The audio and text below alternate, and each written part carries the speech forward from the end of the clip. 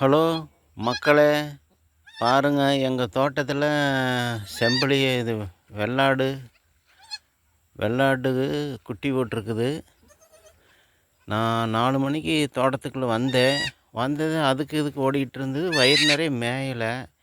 என்னடான்னு பார்த்தா குட்டி போடுறதுக்காக வாழை தூக்கிட்டு அதுக்கு இதுக்கு ஓடிக்கிட்டு இருந்தது. அப்புறம் நான் கொய்யாப்பழம் கொண்டாந்தேன், கொடுத்துட்டு என் பின்னாடியே வந்தது.